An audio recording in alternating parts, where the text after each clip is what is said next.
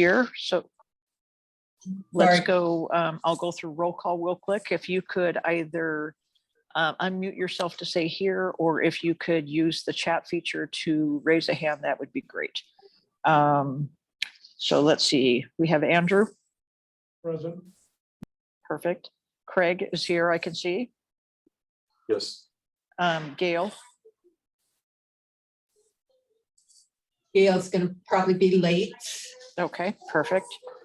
Jill. Burkholder. Oh no, Jill canceled. That was my mistake. Sorry about that. Chris Thompson. Present. Lori Moon. Lori, okay. Lita Phillips. Yes, I'm here. Perfect. Mark Bullock.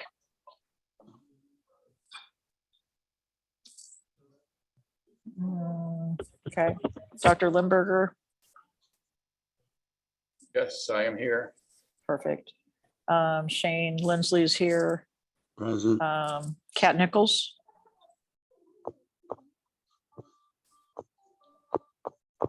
How about Jessica Thompson? She's excused. Okay. See, Justin Johnson.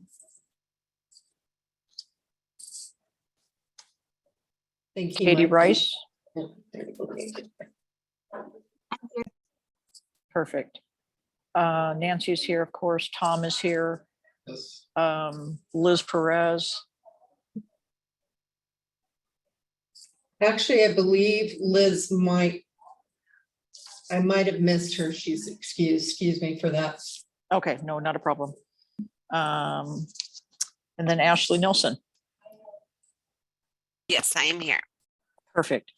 Is there anyone else who is here that I may have missed, or any guests who are not on our roster?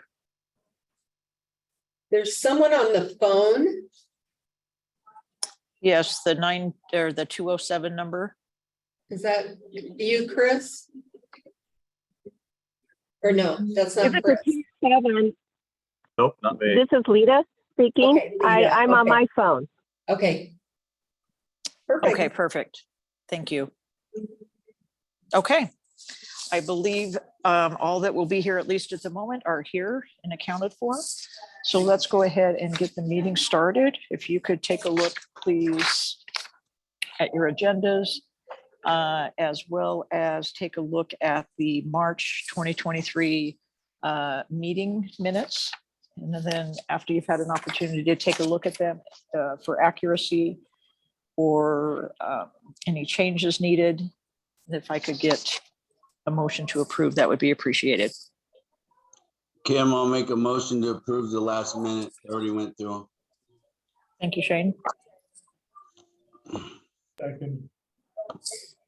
Who was the second? I'm sorry, who was the second? Andrew. Oh, Andrew, thank you. Okay. Any needed changes to the minutes? No. No, okay.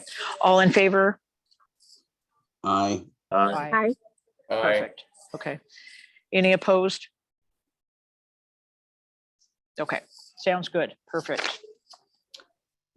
Okay. Looks like we have Katie, Katie and Josh, excuse me, who are going to present about an initiative for student wellness and give us an expert update. So we'll turn it over to you folks. Thank you. Hi. Hey.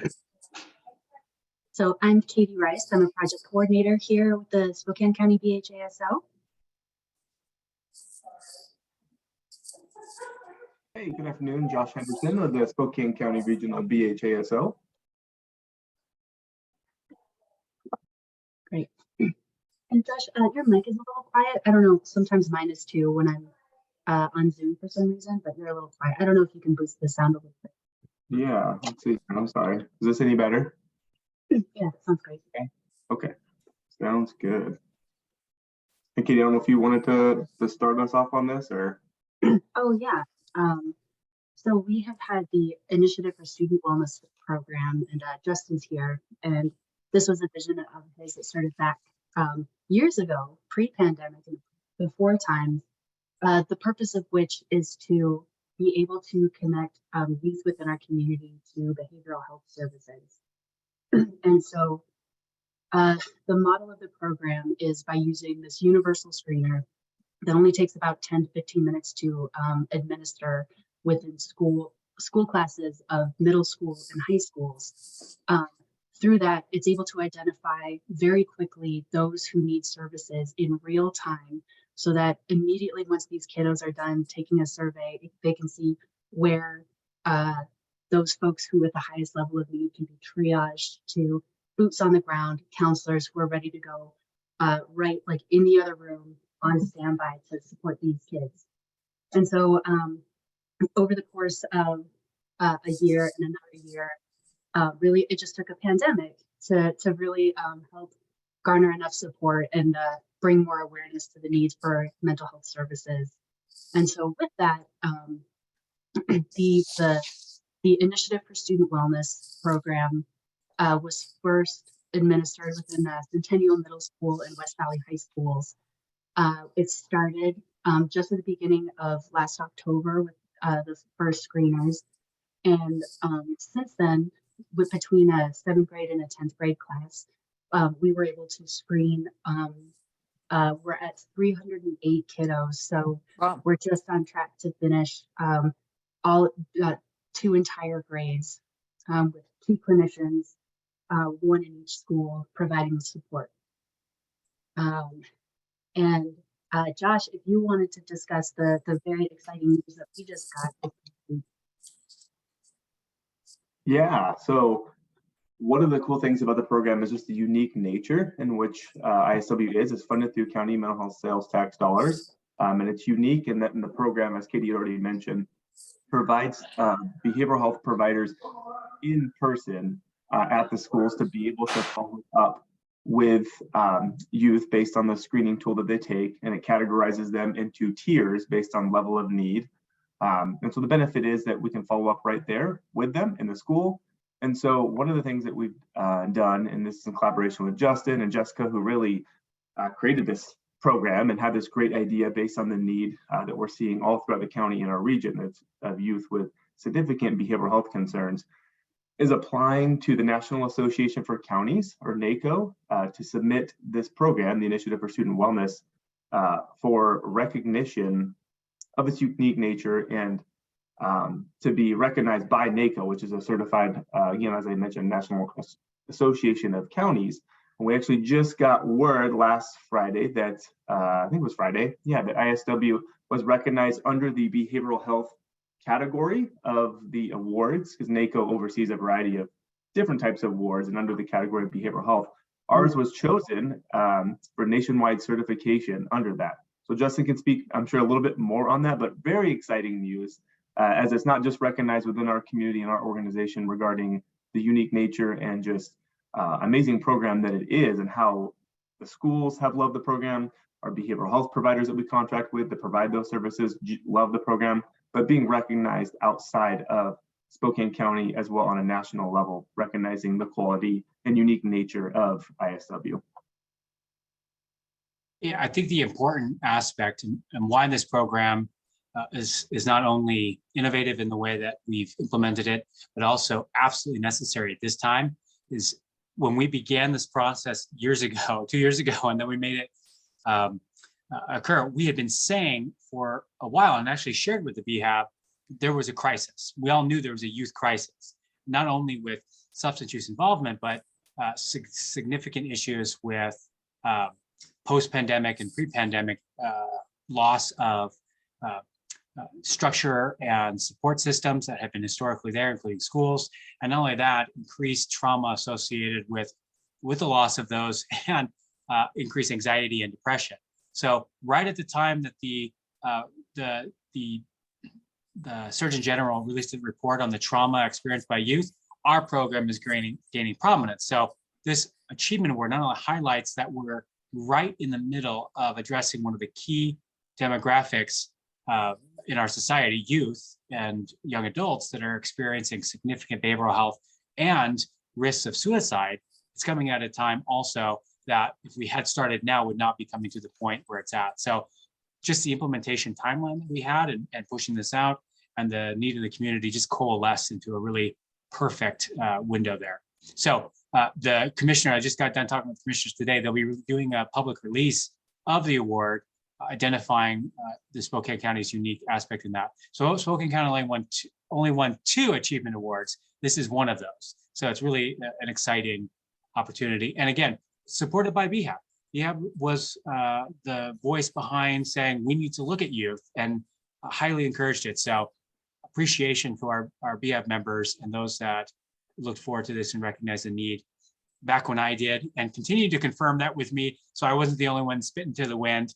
And then now this has become a reality. So we wanted to make sure that update was given to you, kind of how we're doing. Did you guys share the new schools that we're looking to go into as well? No, not yet. All right, I'll turn it back over to my team because I get too excited, but I should let my team actually share. They're doing all the work. So Josh, Katie. Yeah, so Kate, feel free to jump in wherever I missed something here. But one of the cool things about the program is just how quickly it has been expanding, just due to the recognition of the need and how well things have gone thus far. So as Katie had mentioned, West Valley High School and Centennial Middle School began last fall. They both will be, they chose a designated grade to screen youth. West Valley High School was 10th grade, Centennial Middle School was 7th grade, and they will have those entire grades screened by the end of the year, which is great. Being a new program required a lot of technological support and just ongoing collaboration to make sure that happened. So really proud of them to be able to complete that. But in addition to West Valley and Centennial, throughout the year, we've been working with Riverside High School, Riverside Middle School, so up north on the border of Spokane County, and then Freeman High School, Freeman Middle School. And those will be in partnership with ESD 101, who will be the behavioral health provider in the school, providing the services to the youth needing to be seen. In Riverside High School, Middle School, they've already started to see people, but it's kind of without the screening tool at this point in time, they're trying to get up and going. So we're still working with them on what it looks like to see youth at this time, but they'll begin screenings in the fall time at both of those school districts, Riverside and Freeman. And then we'll be meeting soon as well to bring on Cheney High School and Middle School. So a lot of work is being done, as Justin mentioned. It's great that this was something that we have recognized as far as youth need within our county.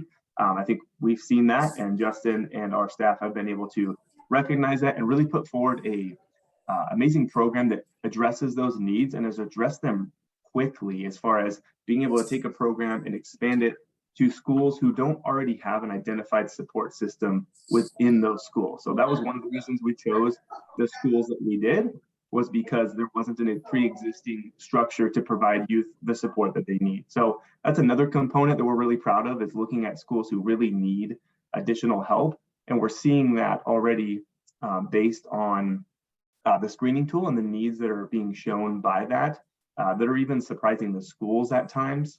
They know that there's a need there, but I think we're also seeing a lot of youth who maybe weren't on the radar, that maybe staff thought had been doing well. And the screening tool is really highlighting areas where there is more of a significant need. And we're so thankful to be able to provide the behavioral health interventions there at the school, regardless of insurance coverage. So that doesn't matter as far as what youth insurance they have, that we can help see them and then get them referred to ongoing services outside of the school if needed. So it's a little bit on that. Katie, I don't know if I missed something, but we're just really thankful to see how well the community has taken the program and are just as excited as we are. So it's a great partnership with everybody involved. And I would say, while we have our data analysis, we're wrapping up for the annual review. The preliminary results, I can see right now on our system that we're using that of the 308 kids who have been polled so far, 14% of all kiddos indicate that they've had engaged in some sort of self-harm within the last year, as well as 13% of all kiddos screened endorse having suicidal thoughts in the past year. And I think that's really come as a surprise, as Josh was saying, to school staff and administrators. And it's been really great to have the ability to partner with West Valley, the West Valley School District, that they were willing to be pioneers in this. And it's really through their, I don't know, their appreciation of the program, and for them to be able to champion and evangelize our program that's been able to be adopted by so many other school districts. So yeah, exciting times. Any questions or? Can you talk a little bit, Katie, about the, you made a comment about tiers based on level of needs. Could you sort of talk about what those tiers are, and or how you've identified those tiers, and kind of what would be the next step based on again, the tier that the student falls within? Yeah. So there are levels 1, 2, and 3. Tier 3s are the very highest risk. If things like suicidality, self-harm, etc. And with all tier 3 kids with our model, all of those kids will be checked in with by the end of the day.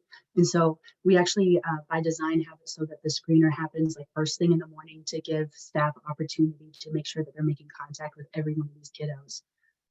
The tier 2 kids, they're endorsing things like rating high on anxiety screener, depression, maybe not quite as immediate level, imminent risk, but they will, the benchmark is within 2 weeks that they'll be checked in with to make sure that they're getting the support that they need, etc. Yeah, and then the tier 1 are kids who don't have these these higher risks, if they're all green flags. But even Centennial Middle School decided that they didn't want to just check in with the tier 3s and 2s, but they wanted to have every kid checked in with, even if it's only a conversation where it's like, hey, it seems like you're doing okay. I just want you to know, like, I'm a counselor. I'm here. If you need anything, you know how to find me. Here's who I am. And I think something cool too about the screener that the kids take is that it not only is it addressing areas of concern such as suicidality, anxiety, depression, or substance use, but it really highlights their goals and their strengths as well. So not only try to capture a holistic picture of the youth, recognizing that it's not just a deficit-based model, but on the same sense, really provides a launching and anchor point to be able to meet and talk with the youth. So there is the tool really highlights things that are going well too. And so I think when the clinicians are able to meet with the youth, depending on what tier they fall in, they have a kind of a starting point where they can find common ground to help amplify the goals that are already identified within the screening tool. And so I think it allows for quicker collaboration to work together and recognition that, hey, you have some things that are going really well, and then you also have some things that are really concerning. How can we help you to further the goals and the strengths that you identified in the screening tool? And to piggyback off that, another thing is kids are asked who their biggest sources of support are. And so maybe there's a need that's identified, but actually it's their teacher, or their coach, or their father. And those are actually their biggest sources of support. And then it's just helping to encourage contact with those adults to get kiddos the support that they need. So kind of using the system like broadly that's already there, and kind of just making those linkages to care as efficiently as possible. Got it. Thank you very much. Appreciate it. Yeah. Members of the board or guests, are there any other questions for Katie and Josh? I was wondering if the services are provided during the school day, or are they arranged for afterwards? And how about confidentiality and so on? How is that taken care of? Yeah, great question.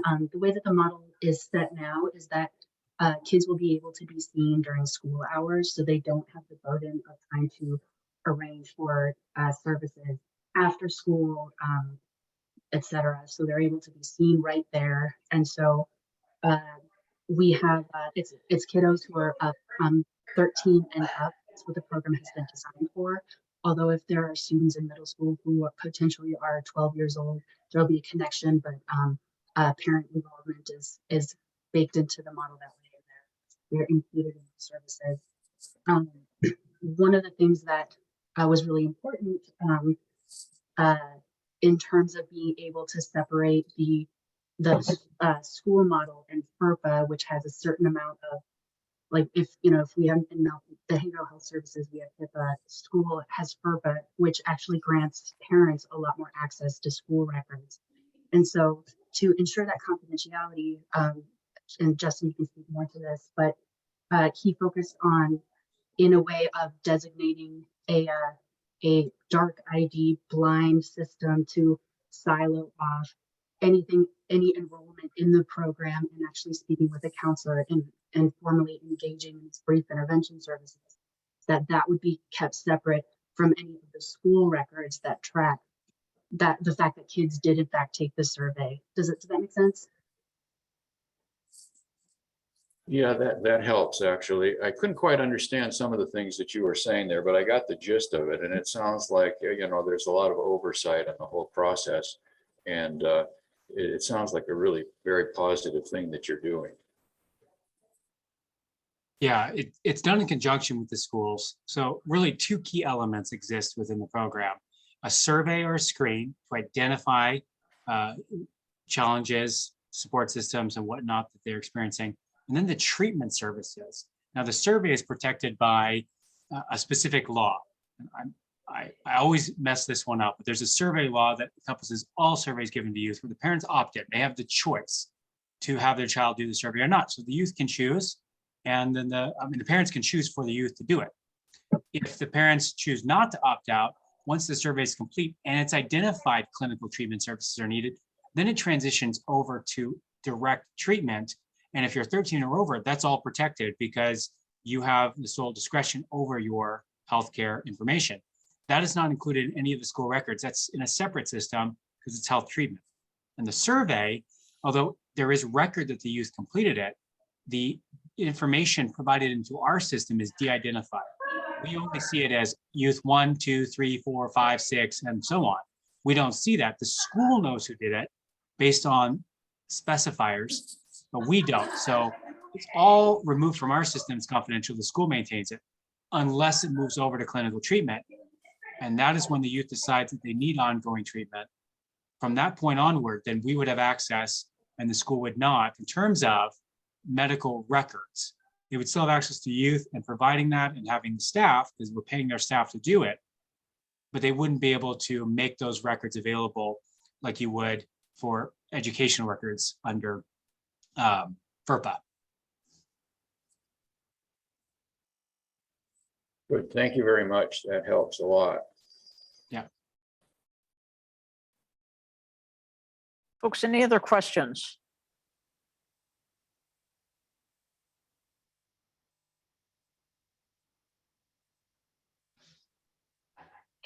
Katie, Josh, Justin, thank you very much for that update. That's really exciting. Congratulations on that award. We look forward to hearing more about the program and how things are going, as well as the data.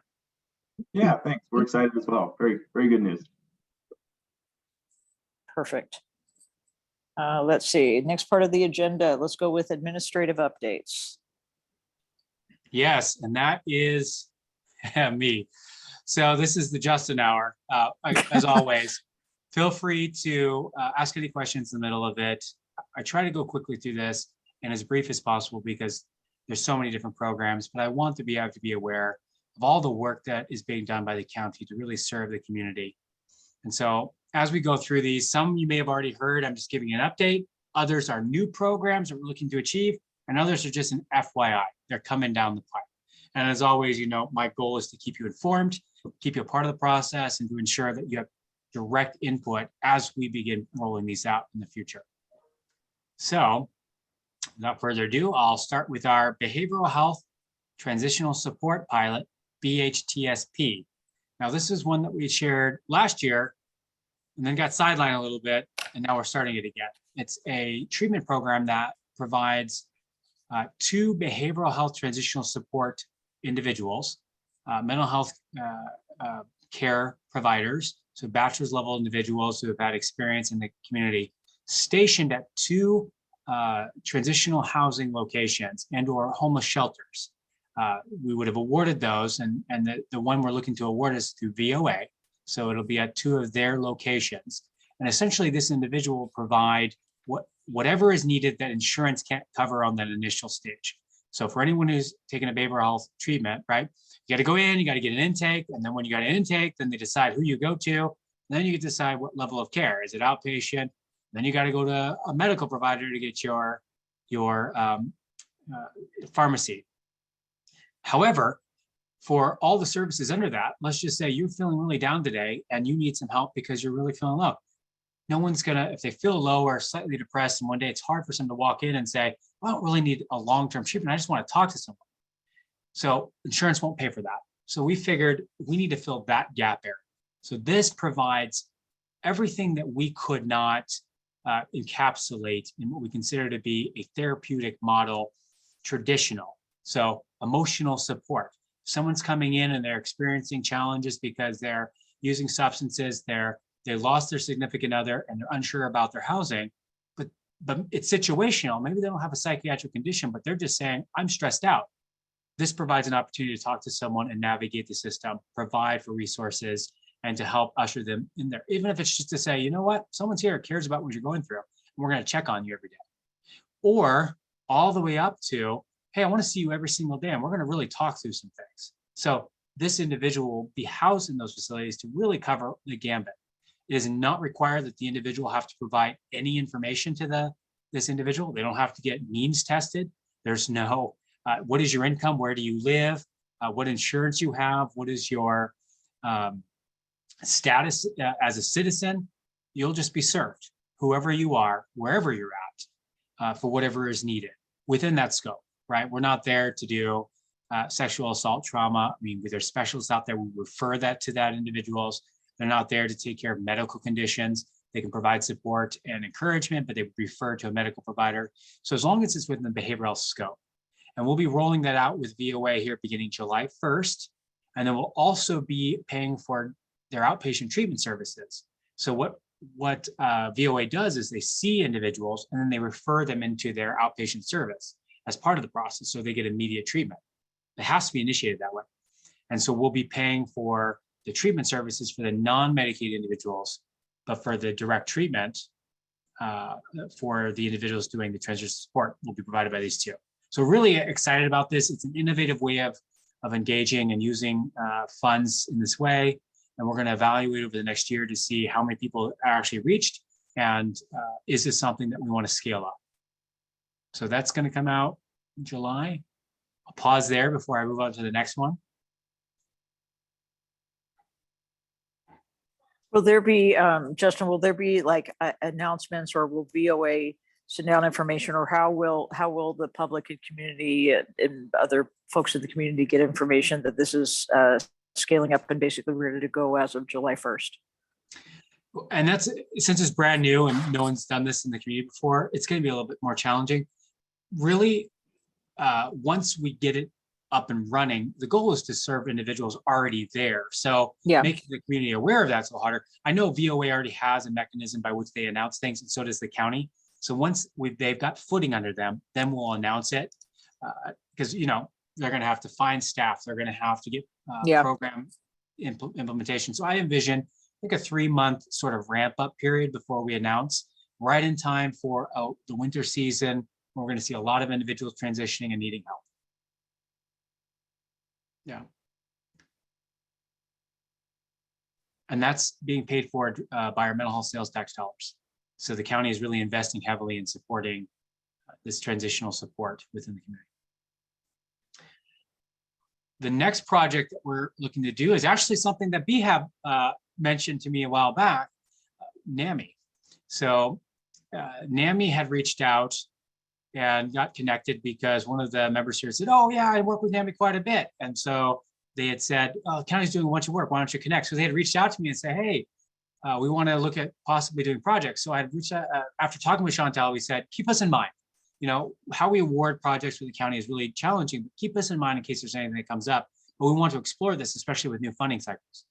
And about 3 months ago, she did reach out and said their federal funding for a program that does navigation for community members was actually being ended. And so they were going to lose this navigator that would be supporting families. And the navigator's primary responsibility is to say, families have significant challenges with learning about the mental health and substance use system. Just understanding and having someone who can walk them through it. Not a treatment provider, someone who is a peer, family, or others that said, I've done this, I want to help you. And that to me was vital, because family can listen to clinicians all day long. sometimes it's more important to hear from someone who's just another family member said, hey, here's the secrets behind this. It's challenging, but here's how you beat the system, right? And so we wanted that to continue. So we looked at various funding, and beginning July 1st, I believe we'll be taking on that project and funding it fully to maintain that navigator. We'll be seeing how that goes for a year and possibly scaling up to support maybe a second navigator depending on the need. There's only one for Spokane County. And I think there's room for more, but we did not want to lose something so valuable that families had expressed was a need. So we'll be partnering with NAMI here to do that. And again, since it is individuals' lived experience, we're also supporting somebody who has had behavioral health engagement and involvement, and then maintaining them in a position to be able to support that. I think we need a substance use navigator, to be quite frank with you as well, that can work with the local hospitals to really support individuals in that way. And it wouldn't be replacing existing services, but more, again, supporting families. So I'm excited to say we're taking that on. I'll pause there if there's any questions on that project.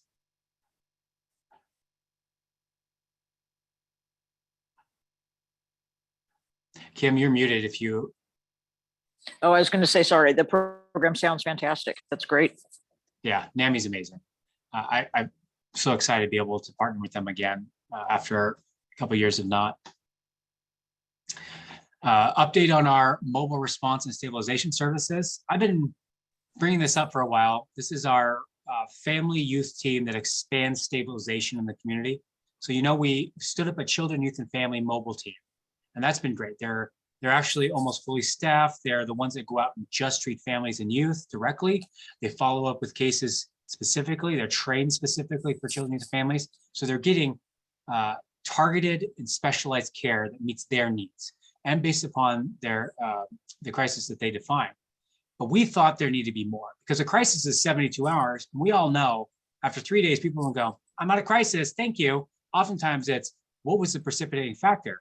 One of those is a family gets the youth back home. The youth and the transition from a hospital back home experience or exacerbates their conditions. And the family goes, I don't know what to do.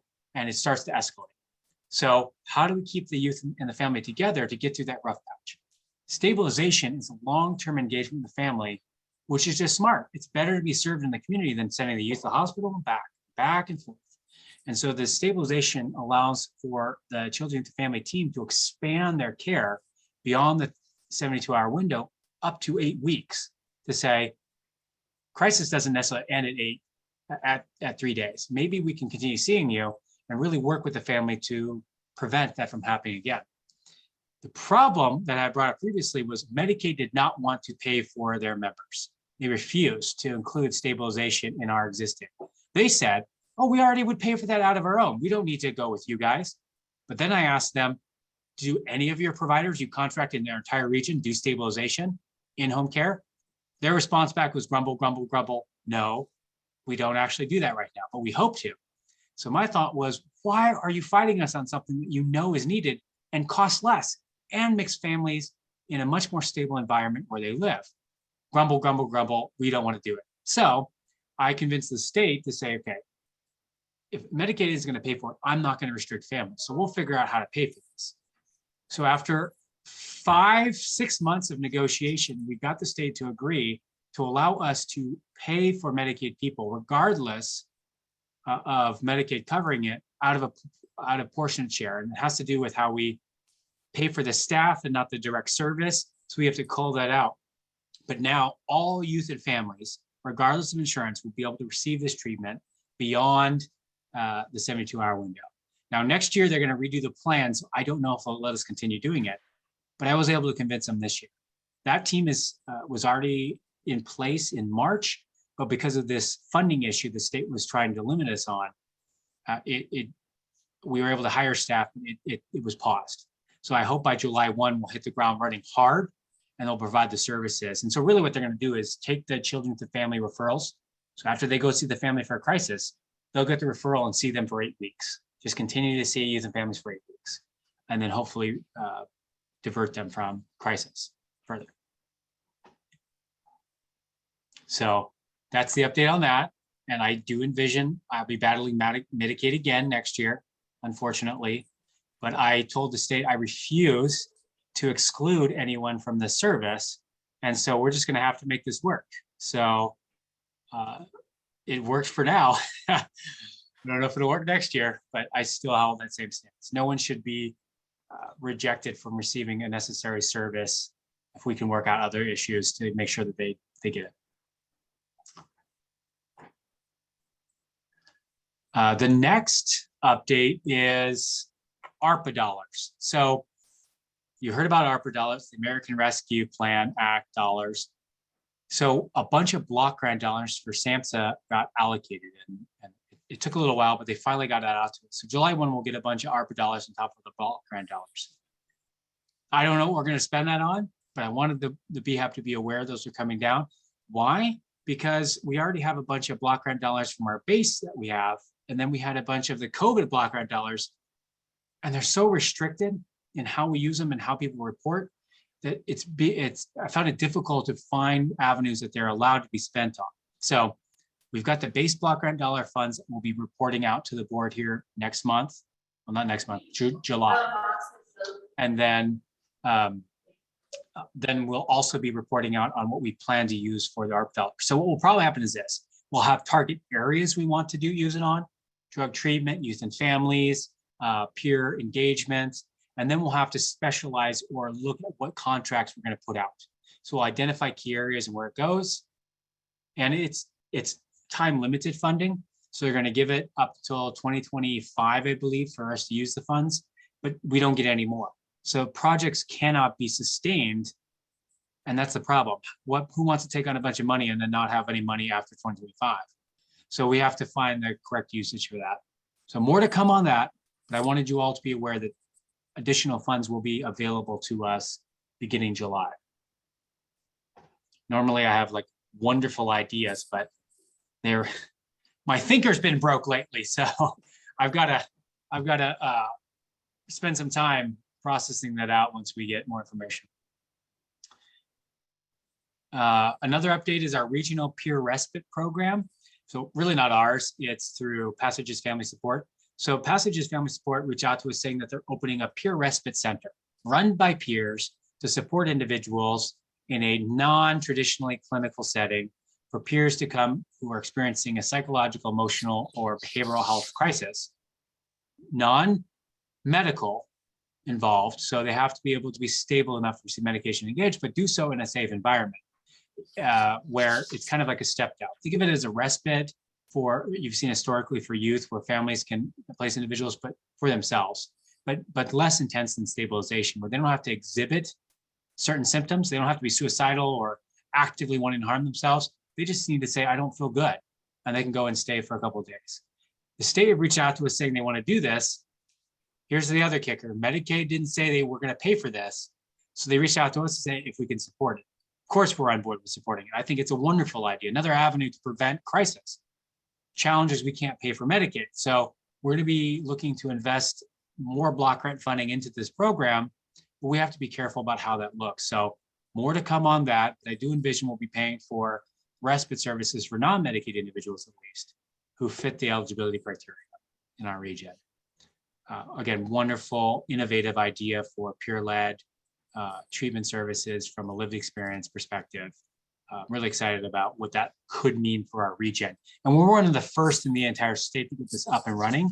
So kudos to Passages for their hard work on that. Once we actually get it up and running, I'm gonna have Passages come and share to the BHAB on what their plans are. So more to come on that directly from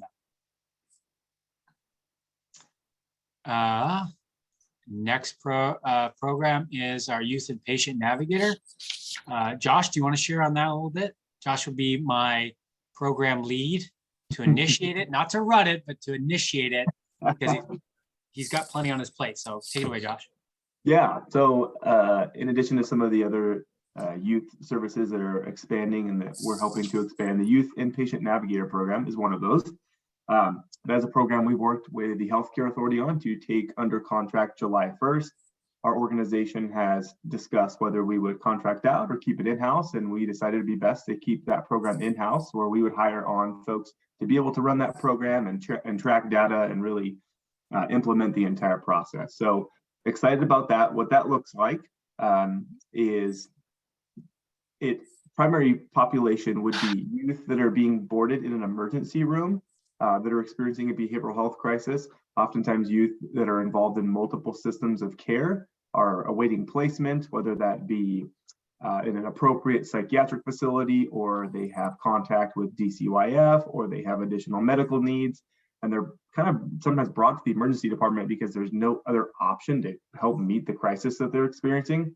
And so the Youth Inpatient Navigator Program is a large program that is made up of a steering committee, and it's our job to come up with who those folks would be on the steering committee. And they would be made up of a variety of organizations, DCYF, hospital staff, mental health providers, but not just specific to necessarily behavioral health providers. It would be a larger scope that would be providers that are often involved in a youth's care, specifically youth who has multiple needs and maybe are in a variety of different systems. So having as much representation on that steering committee to come together to develop a mission plan, values, to come up with action items. So what within our region are needs that we're seeing the most as far as youth experiencing behavioral health, and where could we tackle those and come up as a committee to determine what those would be and how would we address them.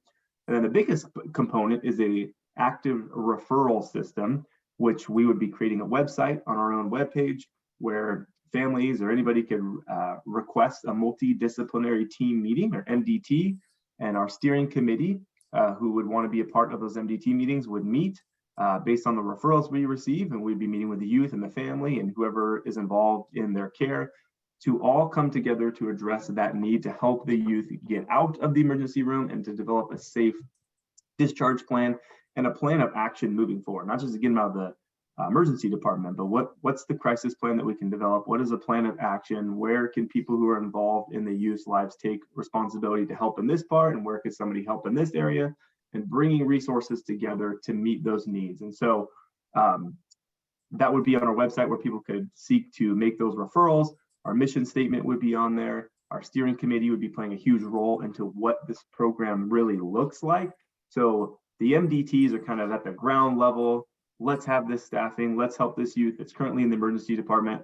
But then on the bigger kind of 30,000 foot, the steering committee is coming up with action items, values, mission statement. How are we going to address some of these concerns? What does the referral document even look like? What are things that we would want to know if somebody was submitting a referral to us?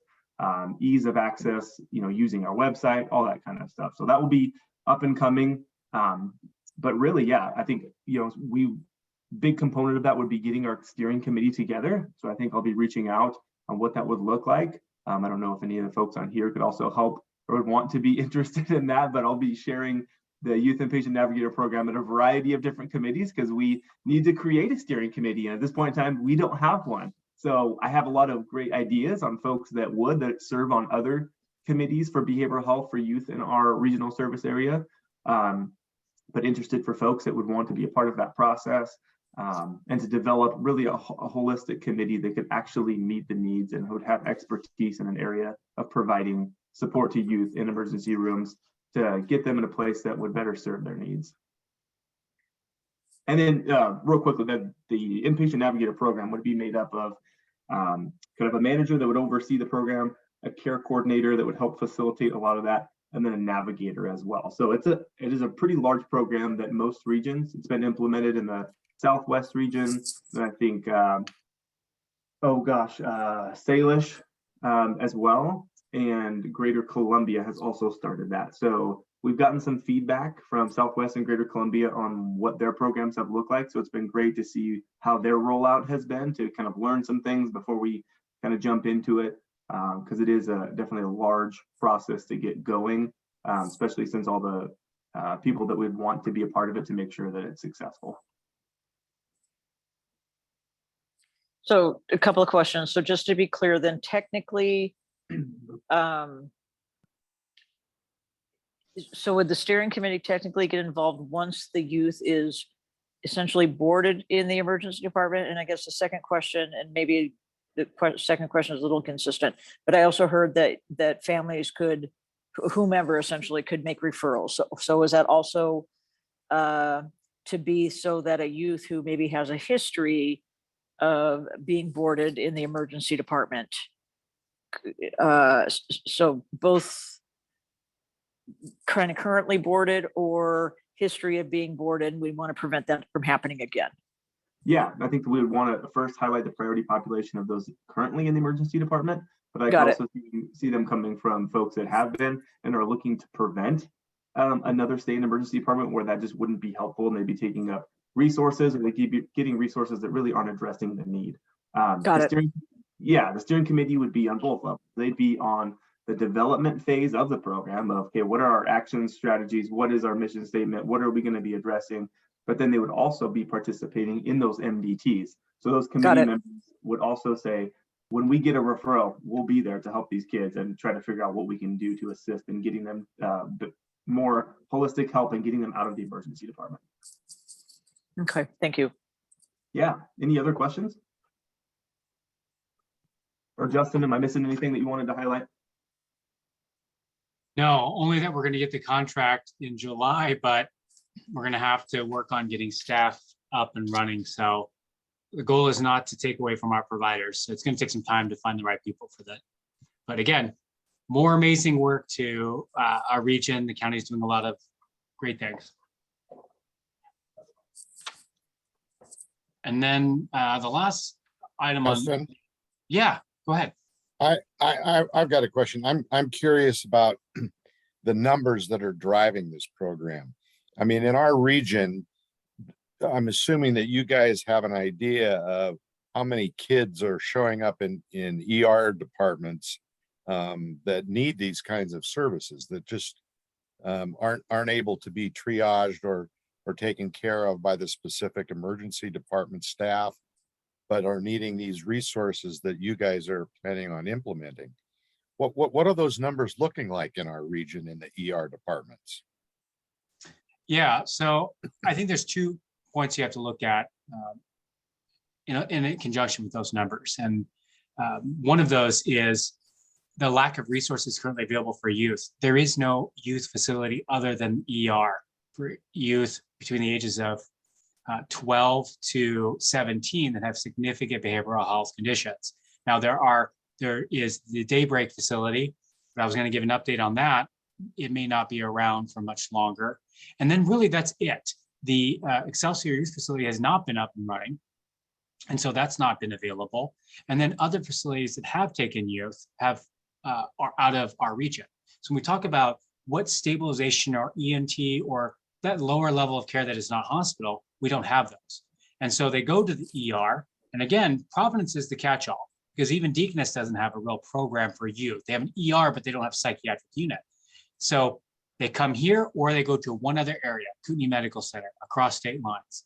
And it's harder for families to get in access over there, healthcare insurance coverage, as well as crossing state lines. So when we talk about what is available, unfortunately, Providence is the only one.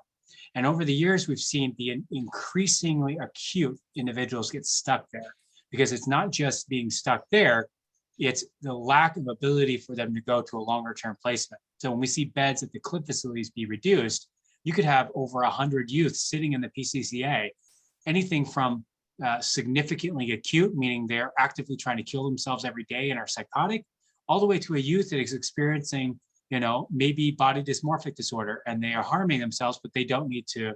So at any given time, you're seeing these youth come in and sit for hours in the ER, right? 30, 40 youth who get transitioned back to their families, or they're sitting there at PCCA. I think, Josh, I don't know if you have the correct numbers there, but I think the last count was like 90 or so were sitting in PCCA waiting for placement and or receiving treatment. I don't remember the most updated numbers.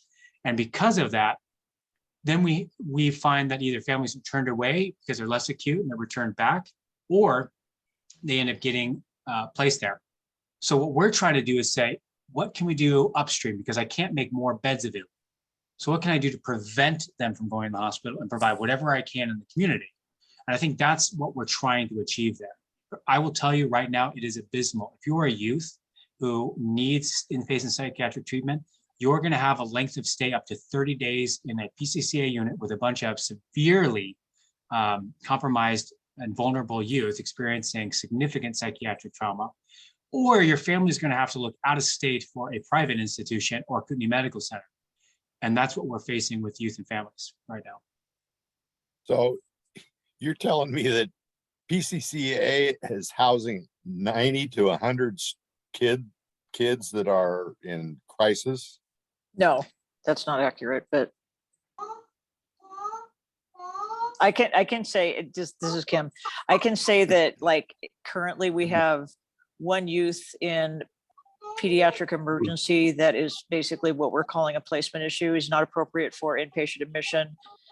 He certainly has behavioral issues. No, he's sitting here because ultimately parents won't pick him up and there's no facility that's going to take him. There are a few kids on PCCA who have been here for months and months and months and months and months, taking up a psychiatric bed that are not,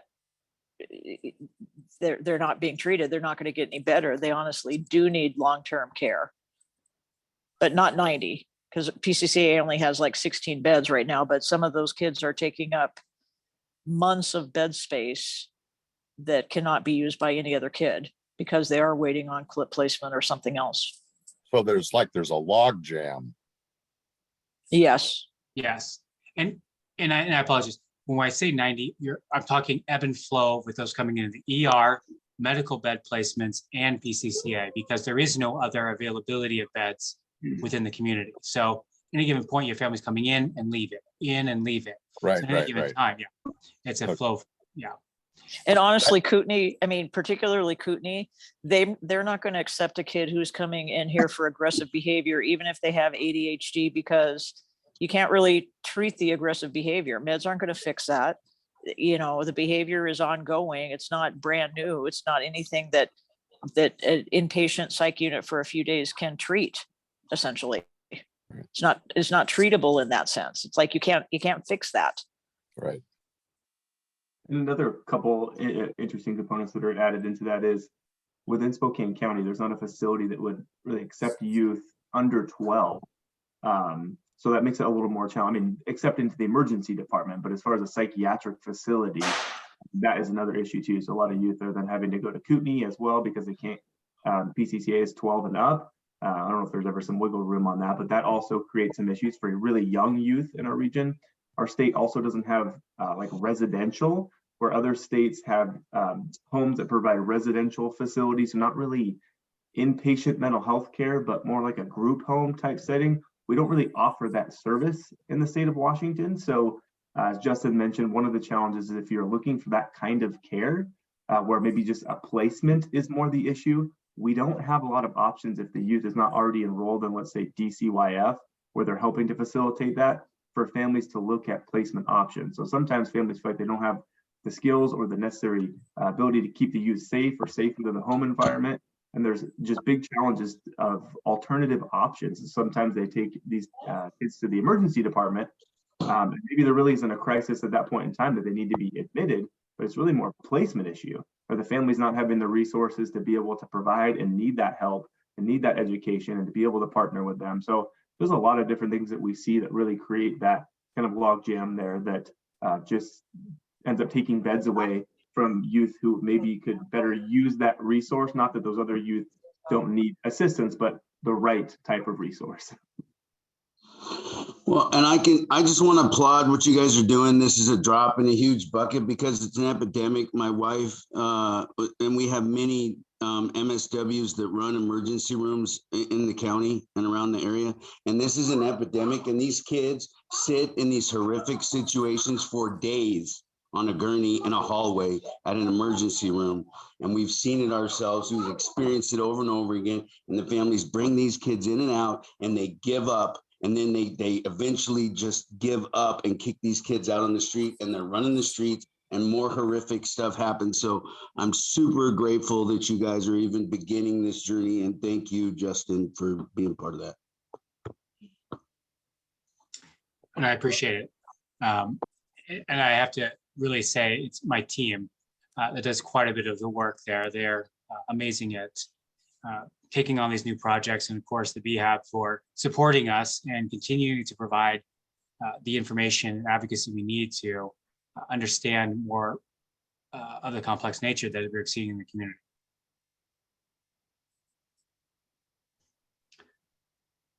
So I will tell you, there is a crisis for youth, especially for intense hospital care. I think they're expanding beds, but it's harder to get into those. And I think that's the challenge.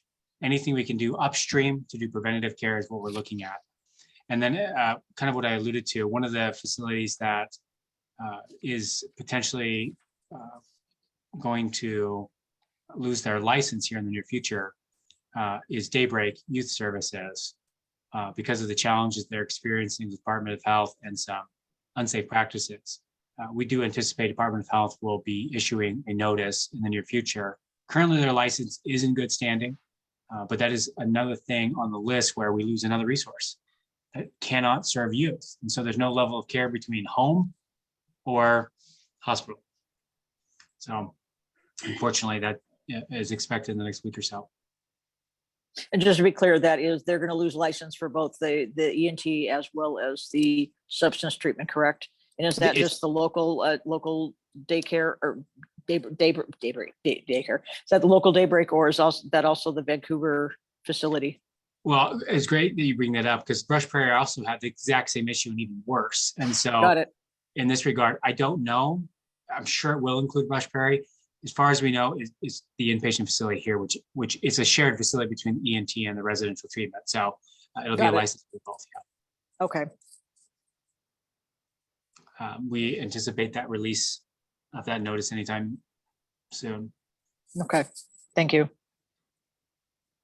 And then one other thing I wanted to put to the board was the Opioid Abatement Council. I know everyone's heard about the opioid dollars that the state won in the lawsuit.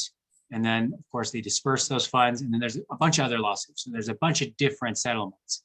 There is anything from, 19 million that our region gets to then 3 other pots. I don't know the final determination of that. I know the disbursement is occurring over a 17-year period, and there's different allotments throughout that period. And as the cases are settled, more allotments will come. But Spokane County gets a percentage of that. So there's a ton of these opioid dollars, Spokane getting the largest percentage out of our region. And they are wanting us to take on the process of running the Opioid Abatement Council, as well as dispersing the funds for the county. And so after much deliberation, the commissioners have chosen the ASO to be the determining authority for this because of our experience and background and because they have direct control as the board over that. They'd initially said they wanted the BHAB to be the OAC.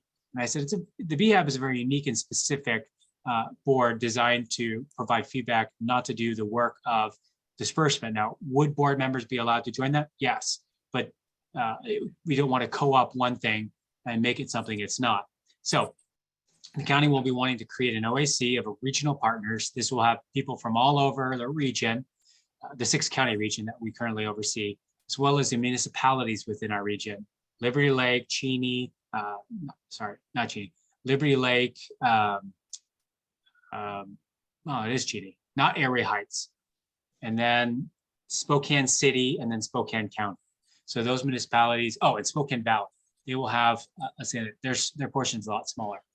They can disperse their funds how they see fit because each get an allotment, but the OAC will have direct input on providing feedback on priorities, on processing the proposals for individuals who want to, for those regions' use of the funds, and then also to manage the project reports to the state on the use of the funds in conjunction with the MOU agreement the state has.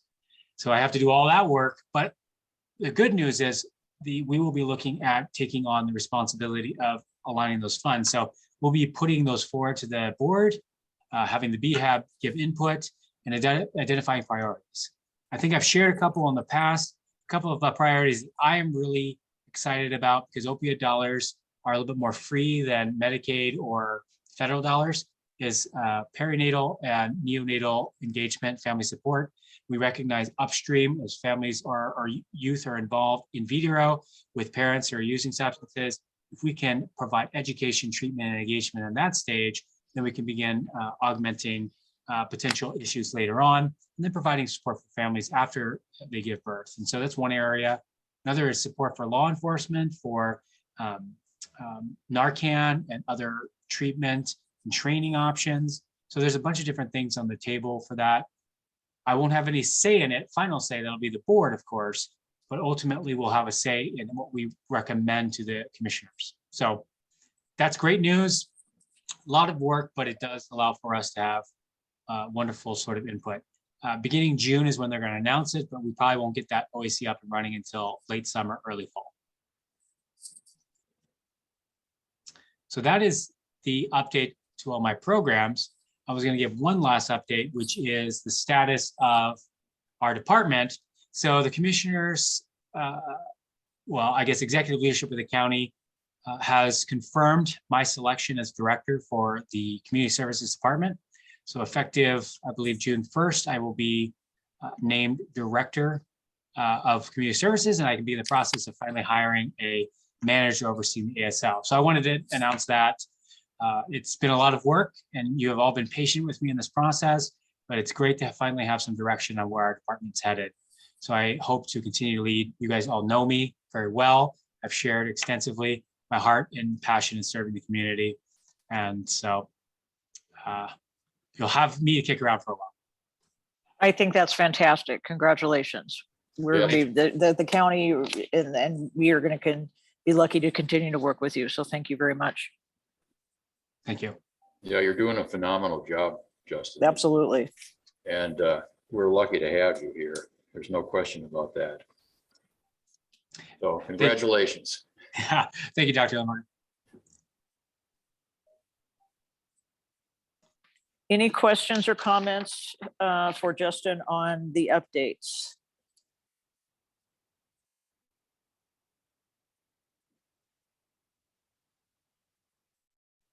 Okay, let's move on to the next agenda item.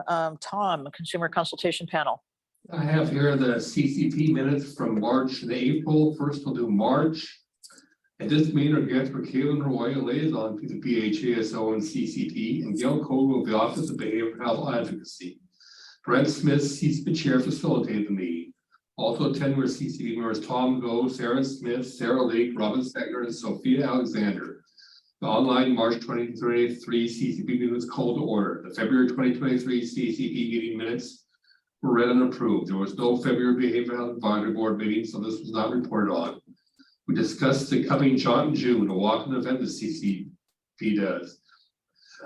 Brent said that he will try to confirm the number of tables that might be available. Robin said to wait until we know about the table situation before we send out invites. Gail said she will try to invite Pierce Spokane. Tom said he would try to invite them, and Aaron said she would try to invite Passages. Other possible groups to invite are Recovery Cafe, Stars, Lutheran Community Services, and Catholic Charities. Aaron said she will look at groups to contact. Yeah. Brent said that he will contact Carlos Valley about advertising. It was mentioned that CCP could possibly advertise on iHeartRadio. Gail suggested that CCP print the walkway on the second page of the flyer. Robin mentioned that we may have to tell subgroups to bring their own tables. Brent said that anyone can bring their own table and canopy, and that the phrase "Stigma Hurts, Recovery Works" should be on the flyer. It was suggested that near the end of the event, people attend the John talk about their experiences, and that the CCP hand out flyers about the Santa pictures the CCP is providing later on this year. It was noted that Tisha Robbins, a former mental health ombudsman, may attend the John. Next CCP meeting will be held online on Monday, April 10th, 2023 from noon to 1 p.m. Meeting was adjourned. And here are my CCP minutes from April. At this meeting, our guests were Kaylin Roy, liaison to the BHASO, and CCP, and Gail Cole of the Office of Behavioral Advocacy. Brent Smith, CCP chair, facilitated the meeting. Also attending were CCP members Tom Go, Sarah Smith, Sarah Lake, Robin Stegner, and Sophia Alexander. The online April 2023 CCP meeting was called to order. The March CCP meeting minutes were read and approved. We discussed the March Behavioral Health Advisory Board meeting. At this meeting, there was a presentation about the teen text line update by Demetrius Palmer. He said the line has affected the community in a positive way. It focuses on connecting with partnerships and touching bases with business and community. Teen text line pushes towards peer support. There was a presentation about the ombuds by Gail Kogel, director of the East Office of Behavioral Health Advocacy, OBHA. She said she forwarded a report about OBHA to the Spokane Regional Advisory Board. OBHA has seen growth. She also mentioned OBHA forum, an online meeting that anyone can attend. There's been a total of 90 cases, OBHA cases of January 1st, 2023, and 15 grievance complaints. There was a SCR BHASO program update by Jessica Thompson. She was reported about some ongoing projects such as an initiative student wellness, screened some 225 students. She said that the Housing Outreach and Stabilization Team provides outreach and assessment to agencies and they get funds for transportation. She also reported the Recover Navigator program is operational in 6 counties, provides community-based outreach intake assessment. Also, the Mobile Response Stabilization Service, MRSS, is able to respond to behavioral crises in the community. She said future programs will address youth projects, remove barriers to treatment, expand student wellness, and help youth get connected with learning resources. Justin Johnson then said that peer respite housing is coming to Spokane in the summer for ages 18 and over. He also reported that NAMI has a desire to renew funding and wants to expand opiate maintenance dollars. The Behavioral Health Advisory Board talked about the frequency of the meetings. They seem to prefer meeting every 2 months, but also to try to have a vote if an extra meeting is needed. Kim Taylor said that she would attend the mental health advanced direct training. She said to contact her if one needs information about this. The CCP discussed the company in June, a walk-in event put on by the CCP. Panel said we need markers, poster boards, sticks for signs, and packing tape to stick the paper to signs. We need to find out if Forgive Health still has a microphone, if we have funds for prizes.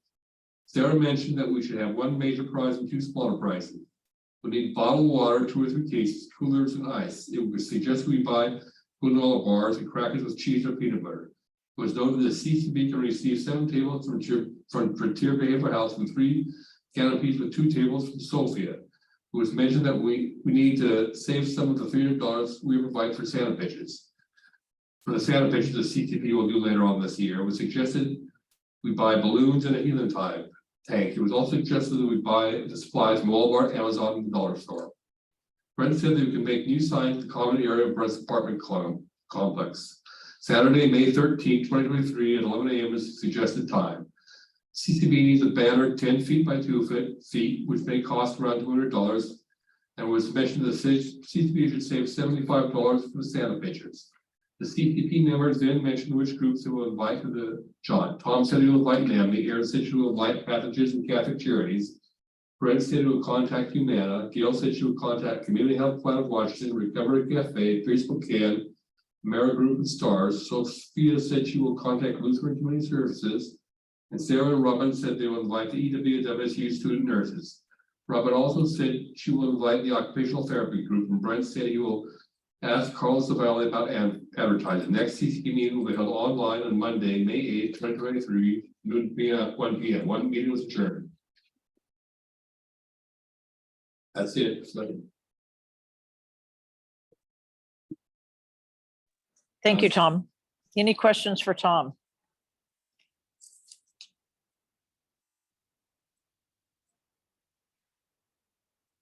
All right.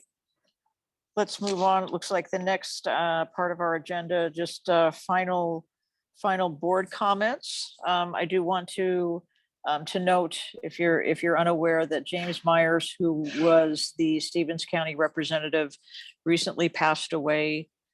He had been battling health issues for a period of time, so it's unfortunate that we have experienced his loss.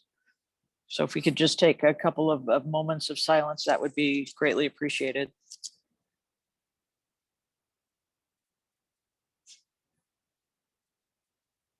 Thank you. If anyone does know anyone in Stevens County who potentially would like to take over as a representative, please let folks know to apply or make contact with Nancy or Justin. So. Are there any other comments or questions from the board? Any other announcements that folks would like to share?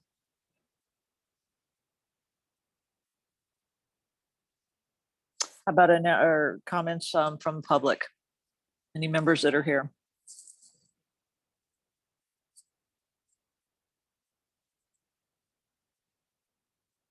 Okay, in the absence of final comments, thank you everyone for being here.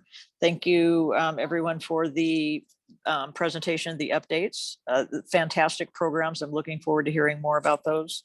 So we will meet again on Monday, July 24th at 3 p.m. Take care, everyone. Do I have a motion and a second to adjourn the meeting? I motion. And how about a second? Second. A second, third, fourth, and 10th, right? All right, everyone. Thank you so much for being here. Appreciate your time. Thank you, Kim. Bye-bye. Thank you. Bye.